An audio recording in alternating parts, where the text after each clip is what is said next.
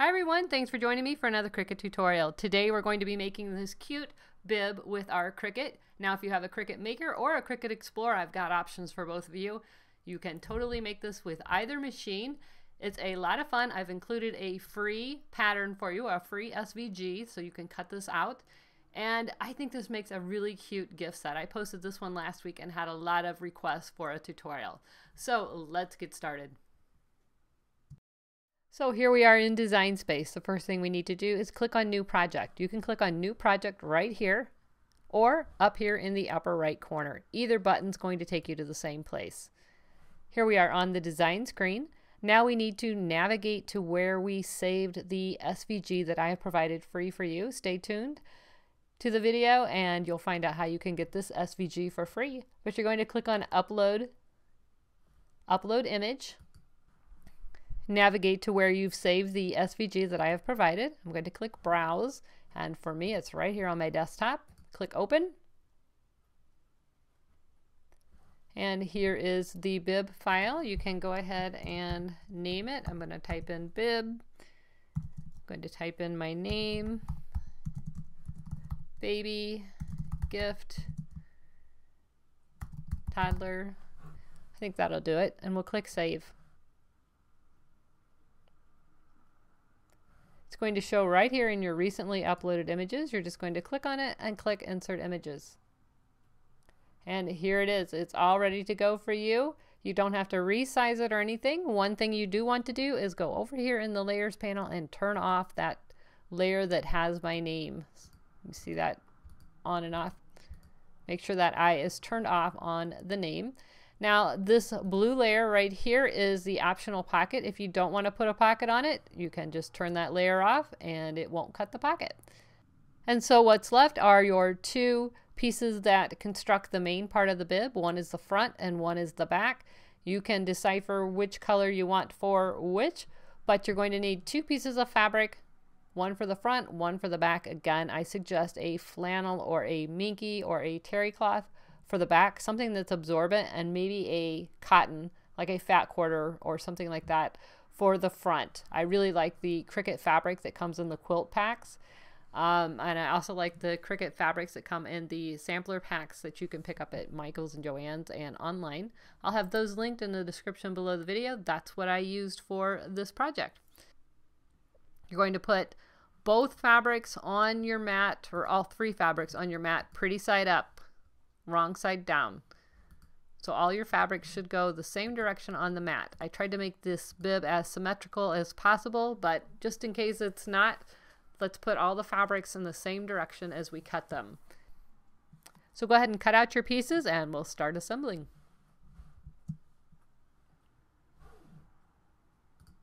Now if you have the Cricut Explorer and not the Maker, you can still make this project. All you do is cut this out in cardstock and then lay the cardstock on top of your fabric and trace around it and use that as a pattern to go ahead and cut the fabric out. Now you can tell by the size of this template, we're going to need a piece of fabric approximately 12 by 15 inches long. This is the new Cricut acrylic ruler. It's 12 by 24, and I've had a few questions in the Facebook groups on how to use it. This is also the new Cricut self-healing mat and the Cricut rotary cutter, and I'm going to show you how these all work together. Now, like I said, for the bib, we're going to need a piece of fabric approximately 12 inches by 15-ish. And this is where this acrylic ruler really comes in handy. If I wanted a piece of fabric that would fit on a large Cricut mat or a piece of cardstock or vinyl, this is where the acrylic ruler and the self-healing mat really shine. This acrylic ruler is cut to 12 by 24, so that's going to give me the exact size that fits on a large Cricut mat. So if I wanted a 12 by 24 piece of vinyl, or in this case a piece of fabric, all I would do is lay this ruler around and use that as a guide, go around it with the rotary cutter, and it would be perfectly sized for the 12 by 24 mats. Now in this case, we need approximately 15 by 12. So I'm going to turn this ruler around and I'm going to move it down to the 15-inch mark. And I'm going to line one of the grid lines up with the edge of the fabric. And then I'm going to use the rotary cutter. The rotary cutter has a safety latch right there, the blue button. You push that to close it. You pull the white button down to open it. I'm going to pull this up on the mat a little bit. Realign it. Again, I just put it on the 15-inch mark with my 1 through 14 facing towards the fabric, and now I'm just going to cut around it. So this saves a lot of time. You're not trying to maneuver the fabric around your mat to get it to the right size. Now you shouldn't do what I just did and go under your arm. That's not safe. I am a lefty, so everything is backwards for me, and I apologize, but be very careful when you're using it. The rotary cutter is very sharp, and use caution. Now we're going to, you can see how easily that cut out a perfectly sized piece of fabric for my Cricut mat. Now we're going to need another piece of fabric. That's a piece of flannel that we're going to use for the back of the bib. This is the Cricut fabric that I'm going to use for the front of the bib.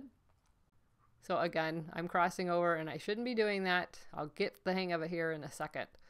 But you can see how easily it is to cut your fabric to the perfect size. And that's it.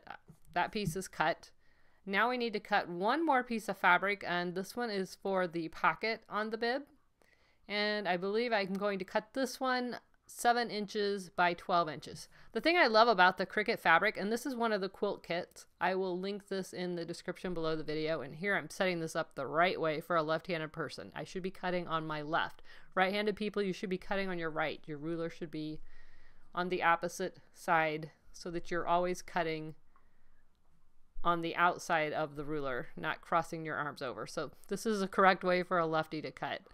But you can see I just lined that up on the, I guess the 8-inch mark, and then cut it straight across, and now I have a 12 by 8 piece of fabric. All of the Cricut fabric comes in 12-inch width, so that's really, really nice. So you can see this piece of fabric is going to be the base of the bib. There is the piece of flannel, which will be the back of the bib, and the yellow piece will be the pocket, which will lay on top of the bib just like that. So again, if you don't have the Cricut Maker yet, you need it. But if you have the Cricut Explorer, you can totally make all of these patterns. Just cut them out in cardstock and use that as a pattern. Lay it down on your fabric and cut around it. So go ahead and cut all of your pieces out, and then you're going to put them face up on the mat, the pretty side of the fabric facing up. Cut both pieces face up, and then cut your pocket face up. And then you're left with these 3 pieces. You're going to take your pocket, you're going to fold it down about 1/4 inch, press, fold it down another 1/4 inch, and press again. Once you have your pocket folded down twice and pressed, you're going to take it over to the sewing machine and just run a seam along that fold. And I like to increase my stitch length for a top stitch. I'm also folding this in half, and I'm just going to finger crease it so that I know where the center point is. And I'm going to go ahead and add my label to the front of the pocket in case you want to do that. If you wanted to easy press a name on there or use vinyl or embroidery, I would do it at this time. Now that we have the pocket pressed and our label adhered, we're going to take the piece of fabric that's going to be the outer part of the front of the bib, and we're going to put it pretty side up, and we're going to place our pocket right on top. It should fit nicely around the curves. It'll fit exactly like the bottom of it. And we're just going to put a basting stitch really close to the edge just to hold this pocket in place for us so that it doesn't shift when we're sewing the back of the bib onto the front. So I'm just going to clip it a couple times, and again, just a basting stitch. You can use long stitches just close to the edge. If you're normally a 1/4 inch seam allowance person, then I would make it 1/8 inch. So just sew right around the edge. Okay, your bib should be looking something like this. We've got our pocket tacked into place, and now we're going to take our flannel, and if your flannel has a pattern on it, you can't see it, but this one has a light polka dot pattern on one side. You want to put the pretty sides together. So your flannel is going to go pretty side down on top of your pocket, which is face up. If your flannel doesn't have a right or wrong side, it doesn't matter, but you want the pocket to be in the middle of the 2 pieces of fabric. And I'm just going to mark the bottom with a couple of pins, and you can guess we're not going to sew between the pins. And I recommend you leave your opening down here on the bottom or maybe on that side, but it's much easier to stop and start sewing on when you're not on a curve. So I suggest you leave that opening on the bottom, but you can leave it wherever you want. I'm going to go ahead and clip all the way around the bib. I like using these Wonder clips to keep everything into place, and use more clips than less. This is pretty curvy, and if you're a beginner sewist, it can be a little bit tricky. But you're going to take your time and you're going to go really slowly. You're going to start at one pin, back stitching at the beginning of the pin. You're going to sew all the way around the bib. So back stitch, sew all the way around the bib about 1/4 of an inch. You want to make sure you go further in than you did on that basting stitch. You're going to go all the way around the bib, all the way back to your second pin and back stitch. You're not going to sew between the two pins.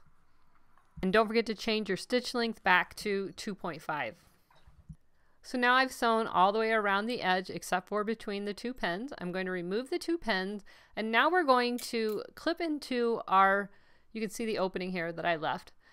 But now we're going to clip into those curved edges up into the seam. Don't cut through the seam, but up to it. And this gives your fabric a little bit of room to move when we turn it right side out around those edges. It gives the fabric room to spread out so that you don't end up with a bunch of bulk. If you left a really wide seam binding, you might want to trim them down. If you don't want to clip into it like this and you have pinking shears, it's a great time to use them. And I think I'm going to switch to the pinking shears and show you how to do that. But you can do this easily with just a pair of scissors. Just make some snips into it. Pinking shears makes this really easy. Get down here. And you just want to go around any of the curved edges and remove it if you have any excess seam allowance. And here I'm just finishing up the curved edges with my pinking shears. Now you want to go into the opening. You're going to see your pocket fabric, and as long as you got that basted down really well, you shouldn't be able to pull that apart. But if you can, make sure you're between the pocket and the flannel. And you're just going to reach up into one of the neck pieces and pull it right side out, reach into the other one and pull it right side out, and then finish turning the bib right side out. Once you've got that bib right side out, you want to use a bone folder, a chopstick, a butter knife, whatever floats your boat, whatever works for you. And you want to reach up inside of that hole and really push the seams out to the edge. Push your corners out up by the neck. And this part's really important so that it gets that rounded shape back into it. You want to reach in there and make sure all those seams are pushed all the way out. Once you have that all into place, it should be looking something like this. And you're going to notice you have that opening on the bottom. It's going to naturally want to turn in. You're going to help it out a little bit, close it up, and then you're going to take it over your iron and press the entire bib, and pressing those seams so that they lay flat and even with the bottom of the bib. And now you can see I have mine all pressed into place. That seam is open on the bottom, but I folded it nicely, and I'm just going to put a clip right there just to help remind me to slow down, make sure that I close that seam up. But I'm going to take this over to my sewing machine and we're going to top stitch. Again, you can make your stitch length a little bit longer. We're going to top stitch all the way around back to where we started. We're not leaving any openings this time. All right, once you've top stitched all the way around, it's time to add our closure. You can use Velcro if you want, but I'm going to use these plastic snaps, and I'm going to zoom in here so that you can see what I'm doing. I'm just taking the awl and placing a small hole in the bib. I'm going to take the flat side that looks like sort of like a thumbtack, and I'm going to place that on the inside, just like that. And then your snaps come with two different backs. You need to take one of the different backs, place it on. You're going to put the disc of the snap against the black side of your closure tool and squeeze. Super easy. And then I like to just place it on top of the other side, push down, and it will leave a little indentation on the fabric, which I can tell. I'm not sure you can see it here in the video, but I can tell where it's at. And then I'm going to repeat the process, only this time I'm going to put the flat side of the thumbtack type piece on the back side. So it's the sticky part of the thumbtack is sticking towards the front. It's the total opposite of the other piece. And I'm just going to put the other back on.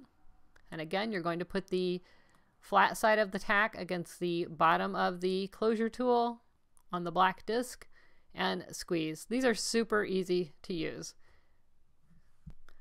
So that's it. You made your first bib. I think these are a lot of fun. I think they make fun gift sets for new moms and moms of toddlers, and who doesn't need a few extra bibs. I think it's a really cute idea to pair it with a burp cloth and maybe a matching bow or a little tie or, you know, something like that. I think just these little handmade gifts really say a lot to a new mom, and I think they really appreciate these handmade gifts. Now, there are options. You can make this bib without the pocket, which is what this one is. You can make them reversible. You could make them one-sided. You could use terry cloth or minky on the back. Those are some fun options. You do want to make sure and pre-wash your fabrics. Bibs get washed a lot, and you want to get that shrinkage out of there before mom washes the bibs for the first time. So pre-wash your fabric before you make it. And here is another option. I used my Easy Press and I personalized this one and put Evie's name on it. You can say hello to Wrigley right there. You might have seen this picture on social media. I will have all the products I used linked in the description below this video. I'll have a link to my blog where you can pick up this free SVG pattern. If you guys make a bib, I would love it if you tag me on Pinterest, Instagram, Facebook. I love seeing it when you guys make the projects that I've shown you in the tutorials. So I hope you enjoyed it. Don't forget to like, subscribe, and share, and I'll see you guys next time. Bye-bye.